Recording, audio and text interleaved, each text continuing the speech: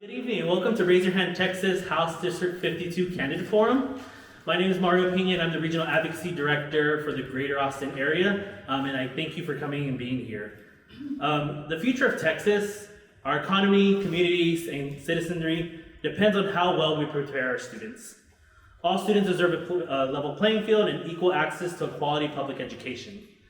We at Raise Your Hand Texas believe that our public schools represent our greatest hope for educating and preparing all over 5 million Texas students for the future. If you've never heard about Raise Your Hand Texas, we're a nonprofit, nonpartisan organization that started 18 years ago to advance public education. We're coordinating a series of candidate forums across Texas in both the weeks leading up to the March 5th, 2024 primary election.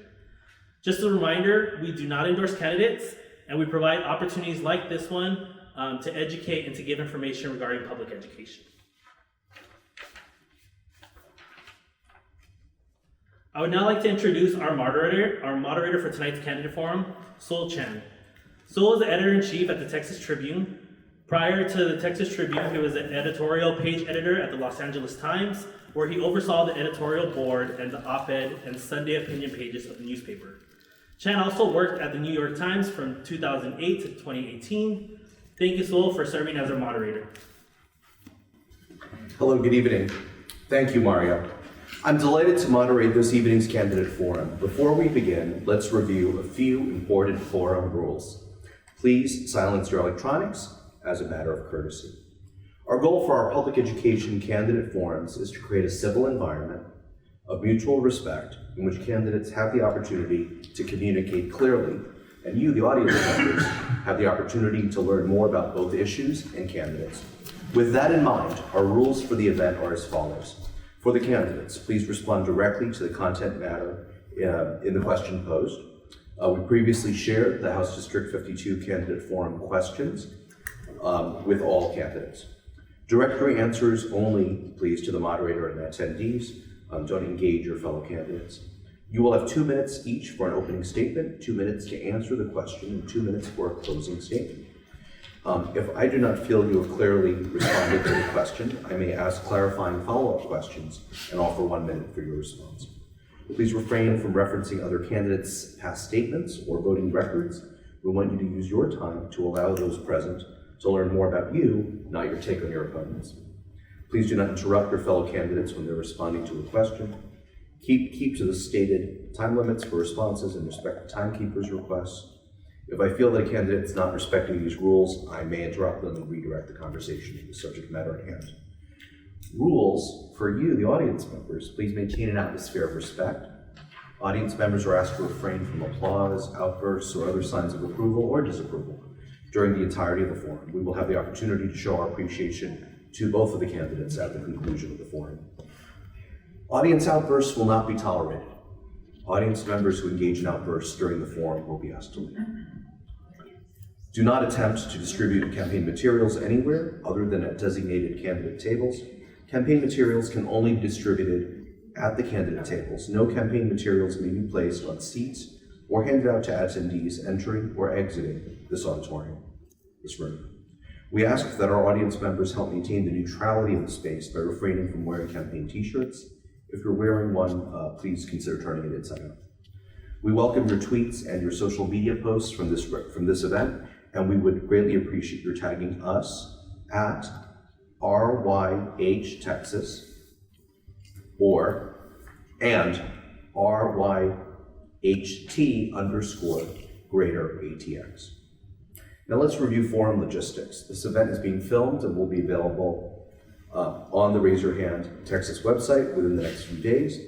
Unauthorized videos are not allowed, and candidates may not use our video content for campaign purposes. Photos may be taken if the camera is silent, does not use a flash, and does not block anyone's view. Questions this evening focus on the issue of public education, have been previously prepared by Raise Your Hand Texas, and they've been provided to all candidates in advance. The candidates for Texas House District 52 are seated in a random order. They will give opening remarks for up to 2 minutes and closing remarks for up to 2 minutes in the reverse order. The speaking order for candidates' answers to questions will switch as we move through each question. Each candidate will have 2 minutes to answer. Our timekeeper will raise signs to let us know how much time we have left. The yellow sign indicates that seconds remain, green, and the blue sign indicates... Green is 1 and blue is 15. The green sign indicates that how many seconds remain, and the blue sign indicates that time... I'll do like time. Okay. Sorry, we are adapting this script for our local context. Candidates are asked to please stop promptly when your time's up. Candidates, please respond directly to questions and talk about your own positions, not those of other candidates. Well, we said that already. Please do not interrupt other candidates or attempt to engage them when you're speaking. I think this was a little bit repeated from earlier, my apologies. Just a few more tidbits before we get started. All candidates for the office of State Representative for Texas House District 52 were invited. The order in which the candidate, you heard that already. So without any further ado, the stakeholders present tonight are Angel Carroll, who's a Democrat, and Jennie Birkholz, who is a Democrat. Please give them a round of applause.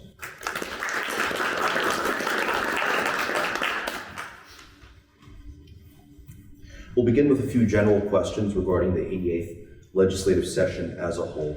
The 88th regular legislative session and the additional 4 special sessions elevated numerous education policy issues at our Texas Capitol. Teacher pay, inflationary pressures, the $1.9 billion special education funding shortfall, rethinking our assessment and accountability systems, and of course the school choice or voucher debate. Unfortunately, these major policy issues ended up stalling and are on hold until a 5th special session sometime in 2024 or the next regular session in January 2025.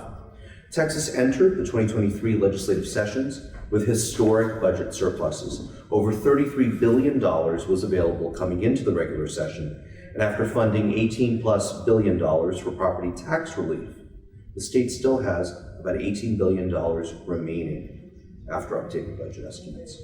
In addition, the legislature set aside $4 billion in the state budget for school funding and $500 million for vouchers that will remain untouched until legislation is passed by both chambers. Any remarks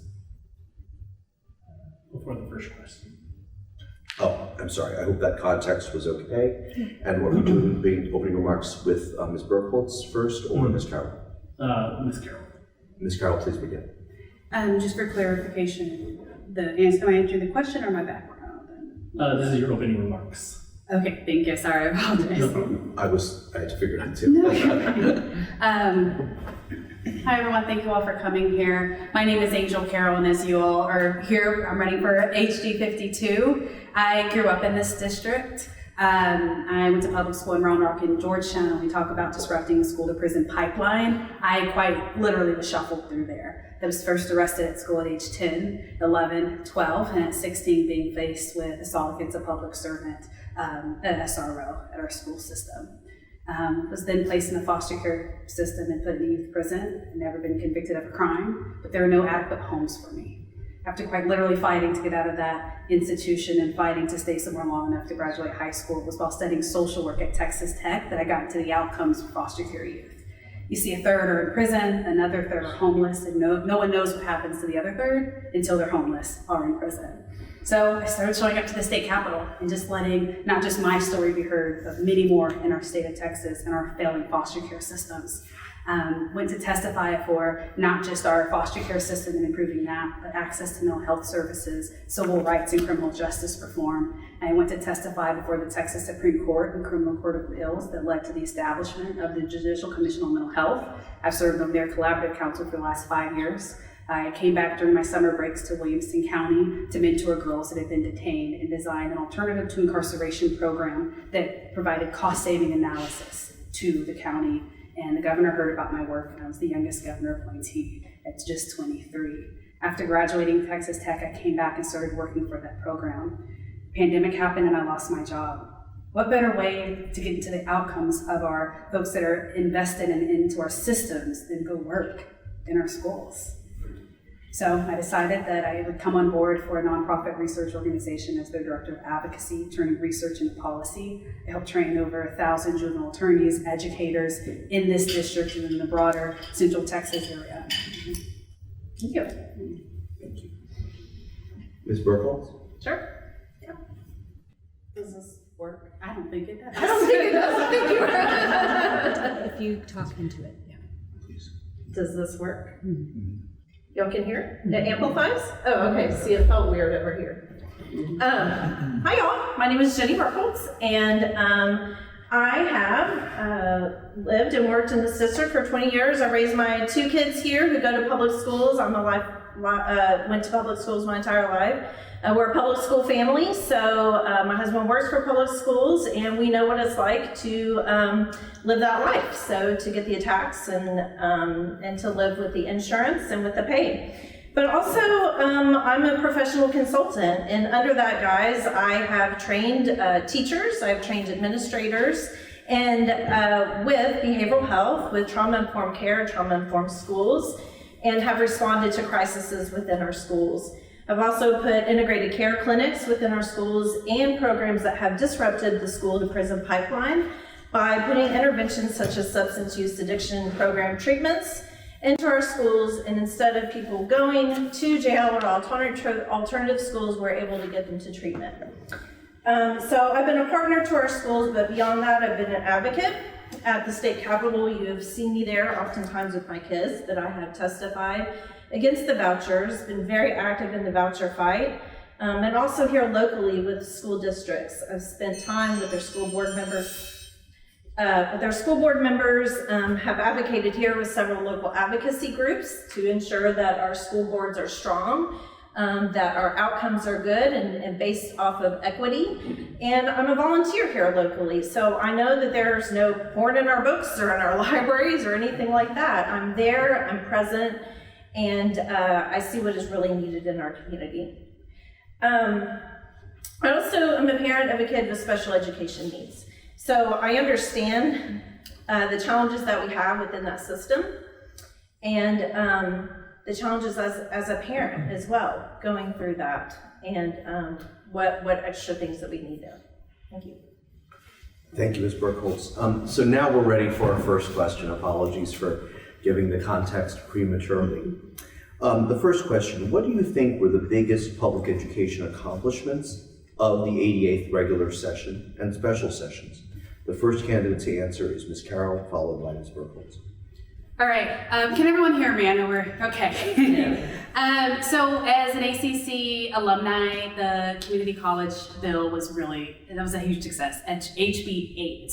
It invested over $600 million into our future workforce. For those in our community that decide maybe a 4-year education isn't for them, I think that's really important.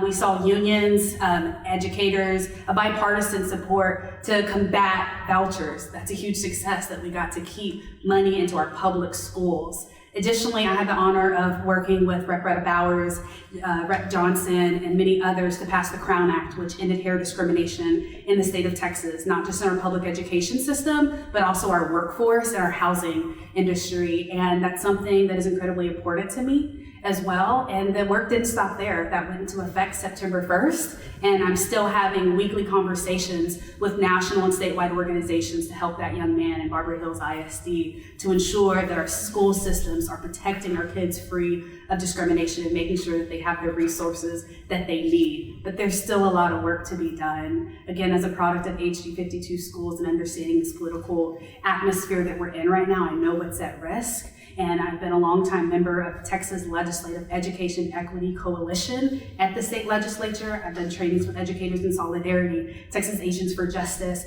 I am here to do the work, and there is work to be done, and I'm committed to it to the long run.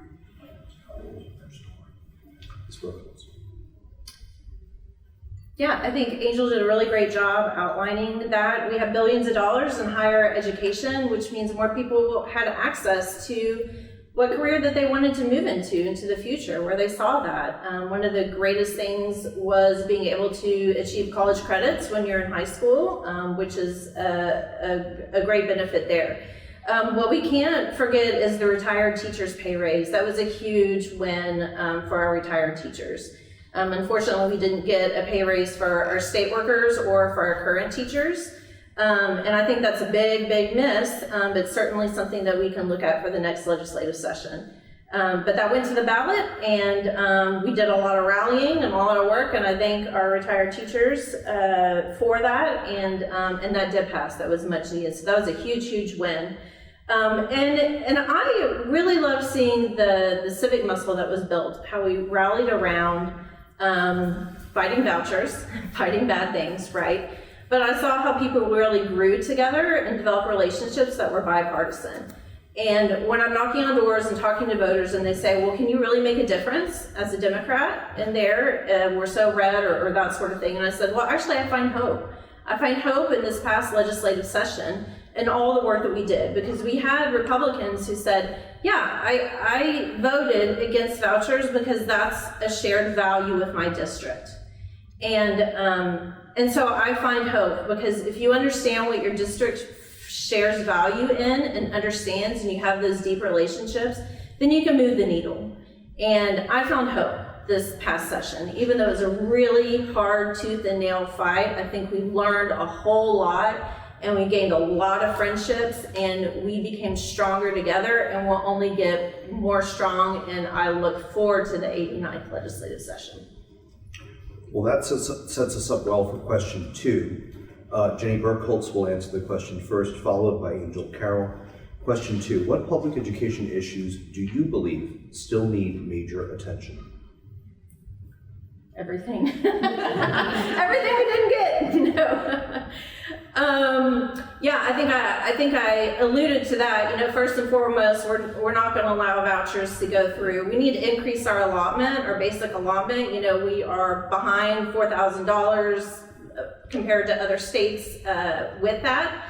So we need to increase our basic allotment. We need to look at what we're going to do to retain our teachers that are already there, and also to have the teacher pipeline going. How are we going to ensure that we have quality teachers coming through? It's not just, you know, we don't have teachers. We have teachers. How are we going to keep the teachers? Hold on. Our enrollment-based funding instead of attendance-based funding. I think that's really important, because even though kids, you know, when kids are sick, it doesn't mean we get to send a teacher home. So it doesn't make sense that our funding is based off of that.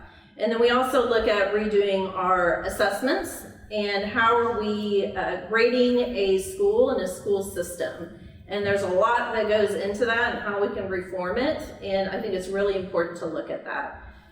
There's so much, right? And I think top of my mind as well is special education, the supports that we can add, the funding that we can add for that, and just really enrich.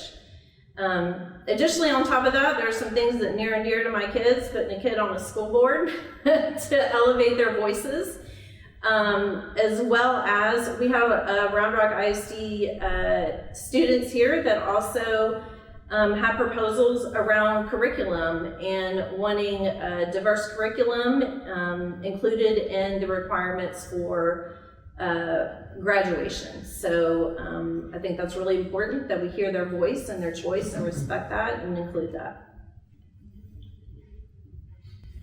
So I agree, we need to provide incentives to retain our teachers. I'm a Hutto resident, so I also have to shout out that they have a program that incentivizes kids that are going through the Hutto ISD system to come back and to work in the communities that they live and they grew up in. And I think that also comes with a basic allotment to adjust for inflation. At 28 years old, I came home and I couldn't find a place to live because there's nothing, or there are very few affordable options. So I think we definitely have to keep that in mind.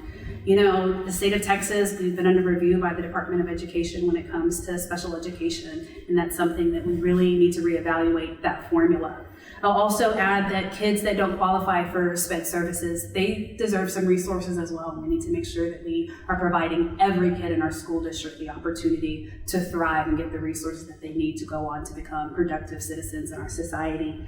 You know, the last 2 legislative sessions, I worked with Rep. Goodwin on the school disciplinary data bill, and I believe that in the 89th session we'll get that passed. It simply sought to provide caregiver-friendly data on disciplinary action, because what we know is not just Black and brown students are disproportionately affected by disciplinary action, but kids who are receiving SPED services. And so that sought to disaggregate by race, gender, ethnicity, ability, involvement in the CPS system. What does it look like to provide teachers and advocates and community members and families the resources that they need to advocate for their students? Because it can't just be advocates at the legislators or even legislators as alone. And so there's a lot of great work to be done, and I look forward to continuing the work. I've been doing it for 10 years since I was an undergrad, and I will remain vigilant in getting the work done. Thank you. And now for question 3, Angel Carroll will be the first to provide her answer, followed by Jennie Birkholz. HB 1 by Chairman Buckley during the 4th called special session was one of the House's landmark votes on school issues. The bill contained $7.5 billion for school funding, including funds for a $2,000 to $4,000 teacher pay raise. The bill also contained a voucher provision. A vote of 84 to 63 stripped this voucher provision out, and the bill was ultimately withdrawn.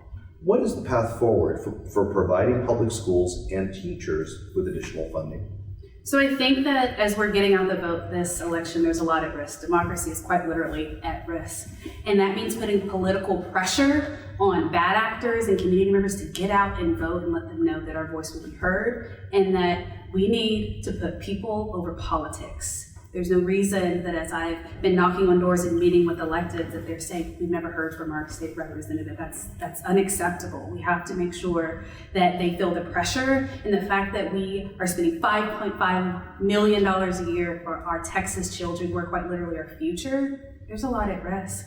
And so, I think we really need to change the narrative and address the narrative that our schools are failing. Why are they failing? Because they don't have the resources that they need, and oftentimes, more times than not, they're doing really good work. We should trust our public schools. They know what their community needs, and we need to listen to them. As state representative for District 52, I know that and trust our school board electeds to do what they need to do, and I want to be a resource.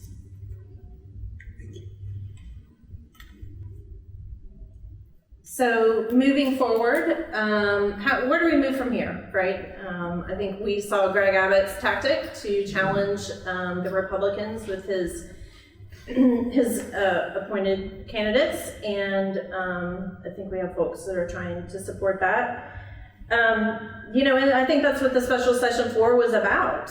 He used that to see who he was going to target so he could basically fill his House seats so he could get vouchers next. So I think moving forward, we need to make sure that we have really strong House representatives that are going to represent the best interests of our public schools, that aren't going to bend, and really understand their district, that have good relationships with their local boards, that have good relationships with the parents, that have good relationships with the teachers. So I think first that's really critical. And by not adding the additional funding that we needed this year, it really forced, at least I know here in Round Rock, it forced the local hand. We had to do a Vader election. And so, that raised our taxes, even though we lowered it because of, the state level legislation.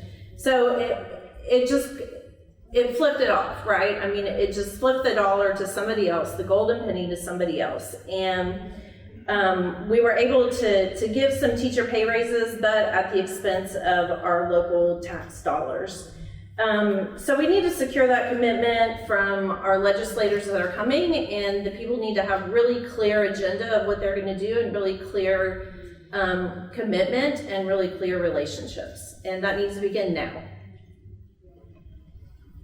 The following question is about our teacher workforce. Prior to the last session, Governor Abbott asked the Texas Education Agency to establish a teacher vacancy task force. Texas has almost 400,000 teachers in the state. In the most recent Charles Butt Texas Teacher Statewide poll, 75% of the teachers said they were considering leaving the profession, a 20% increase from just 3 years ago. One of the top priorities for the next legislative session should be how our schools attract, retain, and train our Texas teacher workforce. What do you think is the largest obstacle for schools in attracting and retaining our teachers, and what can be done at the state level to fix these pressing issues? The first candidate to answer is Jennie Birkholz, followed by Angel Carroll. Yeah, thanks for this question. And I I think it's different for each district though too. Like I talked to our smallest district, which is, for all in Copeland, and then our largest district, Round Rock, and I think they have different challenges. I don't think there's a recruitment challenge and a retention challenge. And with that comes salaries first, right? Can they live where they work? And also, is it worth the work, right? Is it worth the pay that they're getting? Is it worth the environment that they're in? And so I think part of that is also, are they getting the support? The teacher classroom size, everything goes into, the salary and the willingness to do that work. And it's not willingness, I think it's a love, and everything goes into that. So when I look at that, I think of not only direct teacher pay, but I'll look at what classroom support can be put and go into that. And also the benefits that can happen, but then what can we do to secure the pipeline for ongoing teachers that want to come in, and not just teachers, but any support staff that want to come in. And we want our teachers to live in the community that they work, because it's part of a whole ecosystem. They need to understand where their children are. We want them to be part of the community, and we also want them to be a voter, because I believe in local control. And they need to be able to vote on the school board that's making decisions for their career or for their schools. So there's a big trickle down effect that occurs with that. That's really important as well. And yeah, I think that's my top priorities with it. I'll pass it on. Thank you. So money makes the world go round. I think we all know that. Additionally, teachers' working conditions are students' learning environments. And we really have to think about that. Teachers often say that they don't do the job for the money. And I believe them when they say that. But we need to also compensate them for the work that they are doing in providing our youth of the future. The governor put together a task force that looked at retention of students. Out of 8 recommendations, they only implemented 1 this last legislative session, which looked at our curriculum, right? If we have these systems in place and the TEA is saying, this is what we need, why are we not listening to the experts? And we need representatives who are going to say, we have the blueprint, we asked you, here it is, let's get it done. That means providing teacher pay, providing incentives. Why don't our teachers have health care?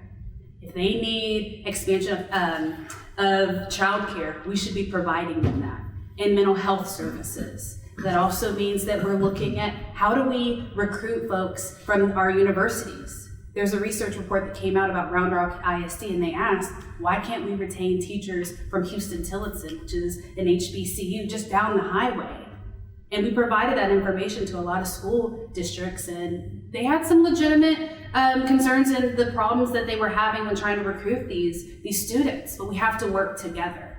And we also have to demonstrate and respect for our teachers. When they tell us that they need something, it should be our job as representatives to make sure that they have the resources that they need so that they can teach students. I have friends that are teachers, and it's unacceptable that they're using their last paychecks to pay for school supplies. Our schools should be providing that support for them. And oftentimes, they are the only person that child sees and tells them that they see them and they value them. We have to support our youth as well. Thank you both. Our next question concerns school safety. School safety is one of the biggest priorities of our schools. During the 88th regular session, HB 2, which requires at least 1 armed security officer to be present during regular school hours at each district campus, provided a funding provision that increased the existing allotment from $9.72 per student to $10 per student, and provided an additional $15,000 per campus. Have you talked with your school districts or campus principals about how this new provision is being implemented? What else needs to be done to help our schools be safe? The first candidate to answer is Angel Carroll, followed by Jennie Birkholz. I have, and first and foremost, I have to say that the idea that our students' safety is worth $10 is disgusting. Just point blank in a period. They're worth so much more than $10. Folks that I've talked to have said, well, yes, there is a slight, increase. It's not enough. Even if they had it in their budget, The cost of trauma-informed training and de-escalation is far too much. And then also, I know teachers in this district who have left the profession because they don't want to be armed. That's not why we hire them at all. Additionally, hardening school measures and putting guns in our schools for officers that, quite frankly, if we look at the evidence, has not really been too successful. It harms our students as well.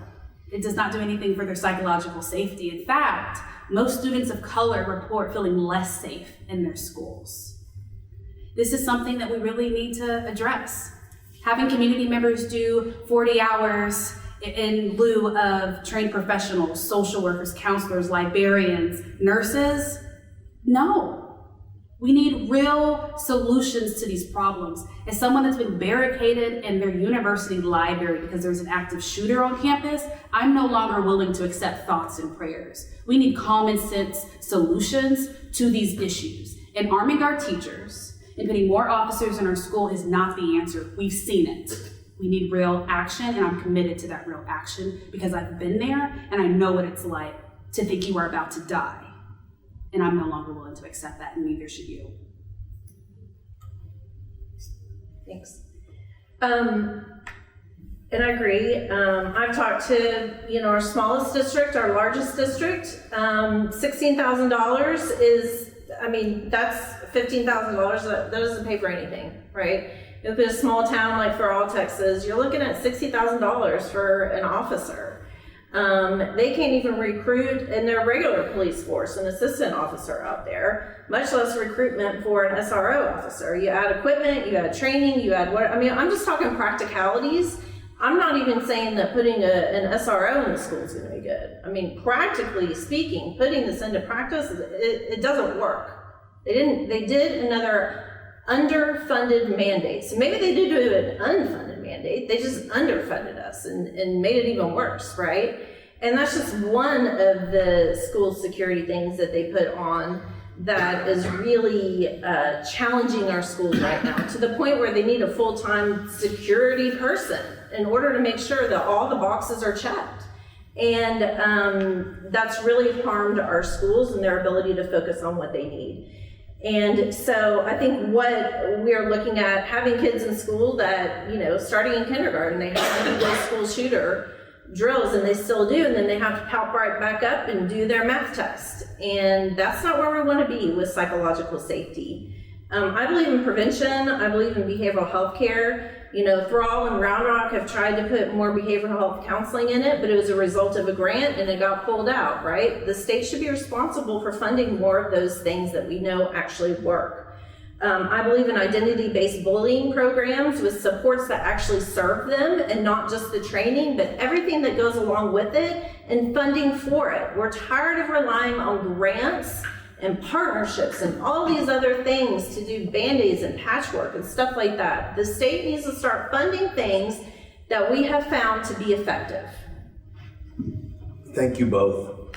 There has been a lot of discussion about the overemphasis on tests in recent years. Our current A through F accountability system is entirely based on STAR to rate our schools at the elementary and middle school levels. In February, the Travis County District Court will decide whether or not to allow TEA to move forward on new college, career, military readiness rules that will drastically impact the overall ratings of campuses and school districts. The question: should our accountability system be so dependent on the STAR or any standardized test? What factors of school quality would you like to see included when rating our public schools? The first candidate to answer will be Jennie Birkholz, followed by Angel Carroll. Thank you. My kids want me to say to get rid of STAR, right? I think achievement-based measurement is important, right? But it's not the end-all be-all, and the way that we're doing it is not accurate or an accurate measurement of our kids and our schools, certainly. And we know that the most recent scoring of the STAR test is under scrutiny. and challenging of those scores, and we know significant changes are happening. So I advocate on reducing the dependency on our STAR testing and our STAR scores and broadening beyond the standardized testing. We know our schools are communities, right? They have become even more of community hubs, right? We have food pantries, and we have, arts, and we have all of these things. We are a little community. We are the social emotional areas of our areas. So I believe in including measurements of extracurricular activities, enrichment programs, but I also believe it should be at the local level. So I've seen Round Rock ISD disaggregate their data, like you were talking about, and breaking it down and really seeing where they need to move the needle and being able to do a really true PDSA, continuous process improvement process. And they can do that at the local level so that you're not waiting until the end of the year to say, oops, we need to fix something. No, let's start looking at this quarterly and more individually per student so that we have a person-centered, student-centered and school-centered intervention towards it. And that's why I'm still going to continue to say I believe it's not one size fits all for every school. It's not one size fits all for every district and every place in Texas. I think we need to have that flexibility so that our students can be most successful. Now let's focus on school funding and the state budget. Whoa, Angel. Forgive me. You're fine. So in short, absolutely not. I think history matters. So let's think about why we have the STAR test. It's because folks with business and corporate interests decided that the tax test was too easy and that they, wanted a different system. And so the STAR was then born. It is a flawed system. There's no data that shows that they're using the STAR data to implement better curriculum standards by any means. I took the tax test and the TOS test, and I can tell you for sure it causes stress, nothing but stress, and it falsely labels schools, particularly our underfunded schools, as failures. And that's not okay. It's not measuring what's really going on. In fact, 75% of educators stated that state mandated tests, they didn't like them, that it took away from their time that they needed with their students to meet them where they were at and to actually give them the proper education that they needed. Now, as a data activist and an advocate, I believe that we need a system to measure how our students are doing, but the STAR test is not the way. I think that we need better access to data for parents to understand what's going on in their schools. I imagine a system where we're measuring success by how many kids are enrolled in the arts, how many kids are participating in extracurricular activities. Those are the things that we should be measuring and figuring out. How do we better support them so that they have what they need to, again, thrive and become active and willful participants in our system and society? Thank you both. Now, let's focus on school funding and the state budget. There are two questions on this topic. For the first question, Angel Carroll will answer first, followed by Jennie Birkholz. The background. The legislature has held state funding levels for schools without any increase to the basic allotment since 2019. Double-digit inflation over the past 4 years has placed pressure on our schools. This school year, federal stimulus funding runs out and must be obligated if there is any remaining in the school's account. The question, have you talked to your school districts about what they are doing with their federal stimulus funds? And if so, how are they using those funds to address learning loss? What are your schools going to do once the stimulus funds run out? Yeah, so Hutto ISD has been prioritizing their funds by supporting students with disabilities, low-income students, English learners, kids who are experiencing homelessness and in the foster care system, and then they additionally provided a one-time $300 retention bonus to their teachers. Round Rock ISD hired tutors. They hired instructional technology teachers as well. Taylor ISD used their funds to hire coordinators and implement training for academic, emotional supports for their students. And then Georgetown ISD used their funds to extend learning opportunities such as summer school and tutoring and student monitoring success there. What oftentimes these folks and our leaders are saying is that once these funds run out, they're going to have to cut some of these systems. And there were so many things that were on the table this legislative session that were tied to vouchers, which was quite frankly disappointing. And so I hope to this next legislative session to work hard to make sure that our school districts get the resources that they need to quite literally give their kids the resources that they need, tutoring, teacher pay, etc. Thanks. Yeah, I mean, I think that what you find and what you found and what I found is that what was great is that it was a little bit flexible, that they could do what they needed to do for their individual districts, right? And what I saw is that a lot of it was like Band-Aids for funding that they haven't gotten for years too, right? And when you don't get increased funding, then you're saying, okay, I'm gonna use this money for what I need to use it for now. And if we don't get increased funding in the next legislative session, then yes, it is big trouble. And I do want to be clear that COVID isn't over, right? We have learning losses that have occurred from COVID, and this game isn't over. It's not a game over. Funding needs to continue. And as having 2 kids in the district and a husband that worked in it through COVID, I mean, my kid went through COVID during kindergarten. I mean, you talk about the critical, not just education loss that you have, but the social emotional loss that you have from that. And that just doesn't turn off, at the flip of a switch for 1 year of funding. We're talking about long-term changes and adaptations that we need to make. So I'm saying these are long-term ramifications. It's going to hurt a lot if they have to cut this funding, because everything from technology to new positions were made to supports for students. And, there is a district that did plan for what they're going to do after the money is out, and they have tried to plan.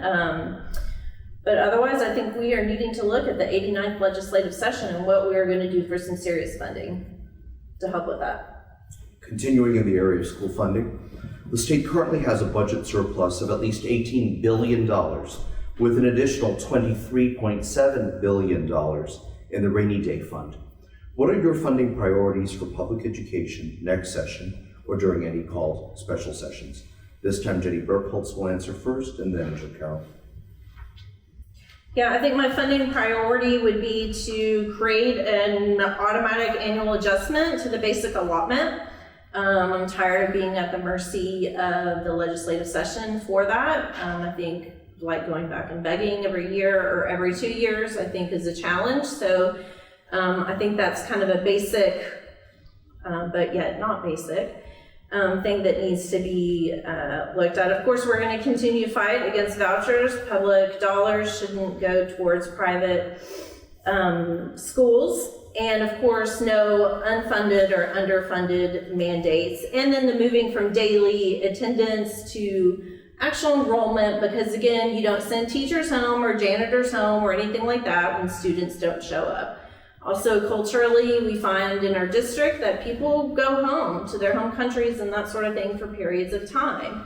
And we still have to have teachers. And so that's really important to take that into consideration.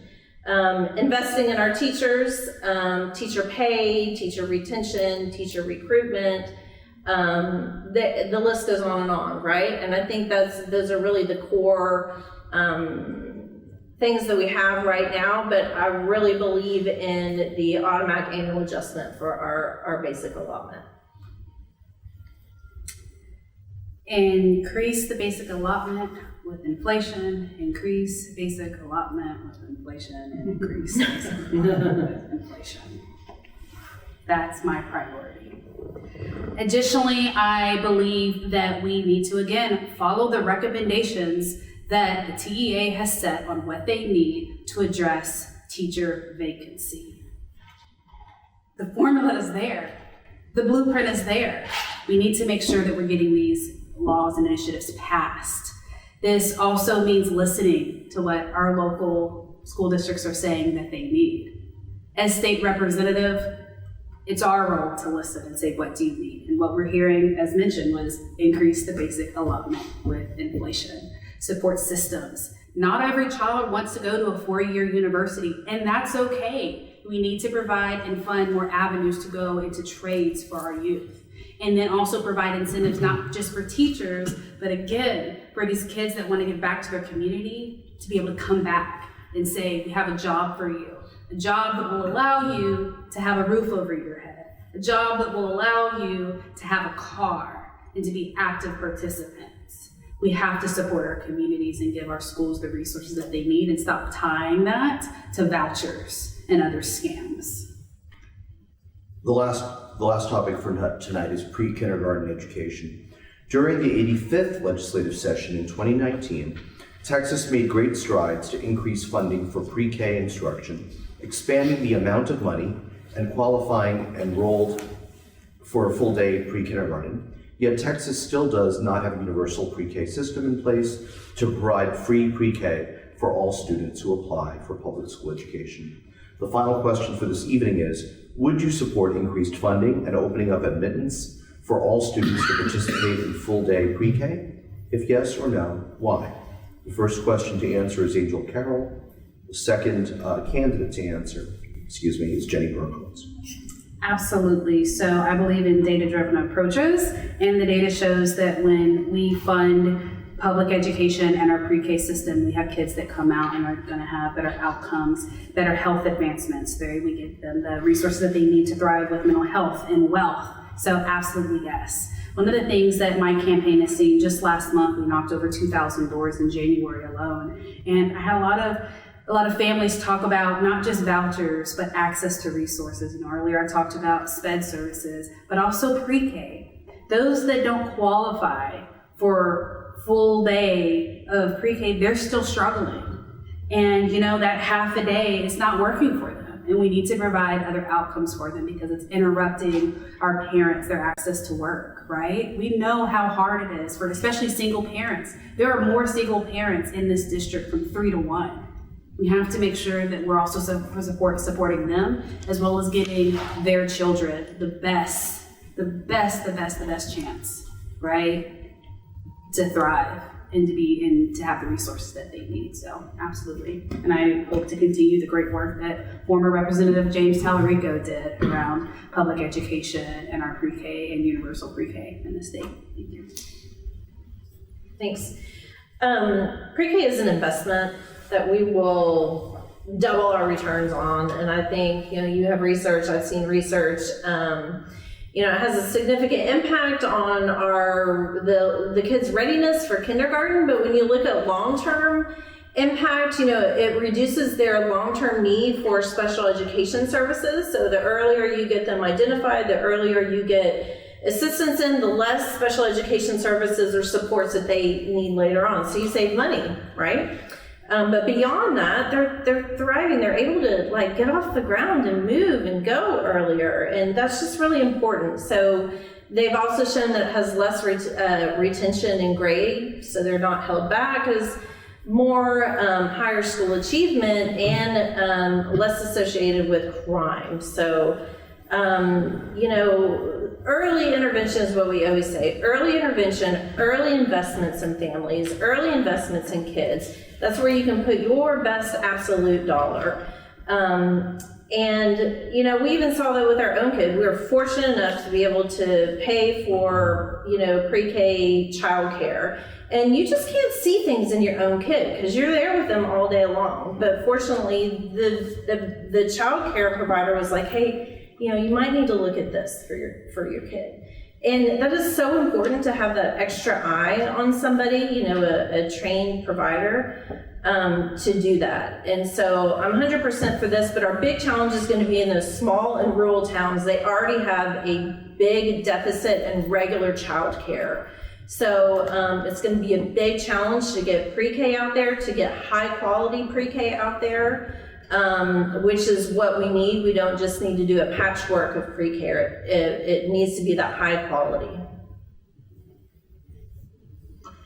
This concludes the forum questions, and we will now move to closing remarks. Each candidate will have up to 2 minutes for closing remarks, starting with Angel Carroll, followed by Jennie Birkholz. Thank you all. Look, I believe that Jennie and I both believe in a lot of the same things when it comes to our democratic values. There's a lot at risk. Again, I say democracy is at risk with this next legislative session. When it comes down to the road ahead past this primary, we need a candidate that not only has the legislative experience and relationships with tenured representatives and senators to flip this seat back and get the work done, but we need someone that has a unique and missing perspective in the legislature, which I believe I'm the only candidate that can provide that. Again, there's a lot at risk. I have had the backing from a lot of great local, statewide, and national electeds because they understand that this is a long road ahead, and they've gotten behind me, which is why I've been able to raise over $60,000 in this race, because it's not just about experience, it's about how much money can you raise to make this a competitive race, and I'm doing that work. Again, we need more young folks in office who are going to come out and vote. We need more working class Texans who are going to fight for the communities that they not just live in, but work in. And when they say we need you here and there, guess what? I've been there. I'm committed to this community. I live in Hutto. I went to public school in Round Rock and Georgetown. I'm on the board of the Boys and Girls Club in Taylor and formerly in Georgetown, and have lived in Leander. I've touched every corner of this district. And it deserves someone who's not just going to show up, but fight for this district, because we know what's at risk, and it's time that we return this district back to leadership from someone that is actually going to meet with our electeds and our community members. The first thing that I'm going to do is open up a district office. We just got one open 2 months ago. That was 2 years too late.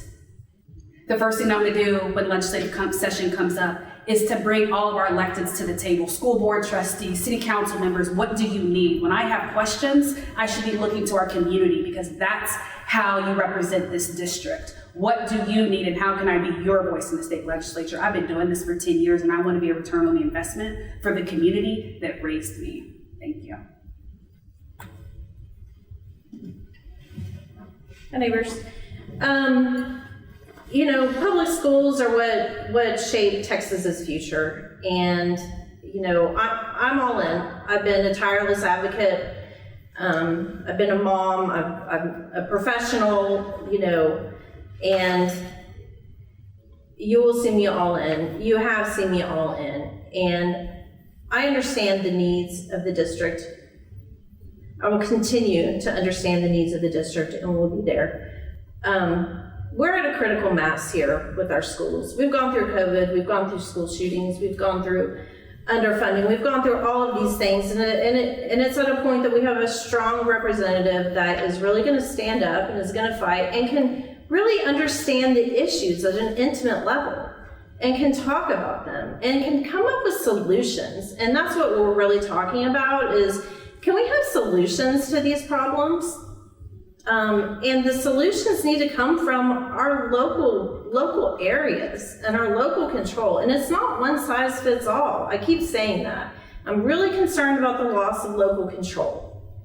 And you know, I'm dedicated and have shown that I'm going to be with our districts and with our school board and with our parents and our teachers, and we'll continue that journey with y'all in partnership together, because District 52 is very different. It's not Austin, it's not Dallas, it's not Houston, it's not all these other areas, and they deserve a representative that will represent them and their uniqueness. And that's me. I'd love to do that for y'all. Thank you both. This concludes our candidate forum. Let us show our gratitude to the candidates for their participation.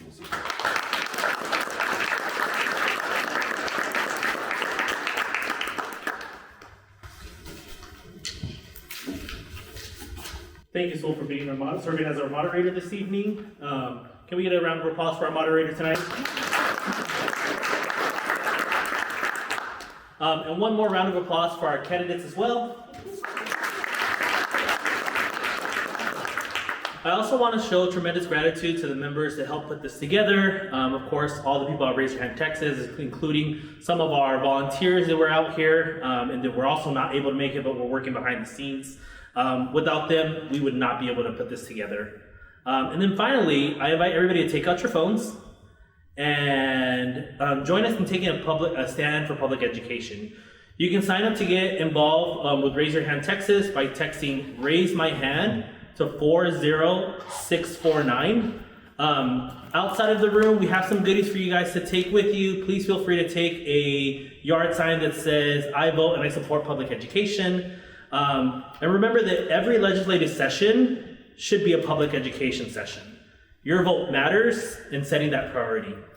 Just a couple of reminders. The last day to apply to vote by mail is February 23rd. Early voting is from February 20th to March 1st, and primary election day is March 5th. With that brings us to the end of this evening's event. Thank you so much for coming, and we look forward to seeing you at our next event. Thank you.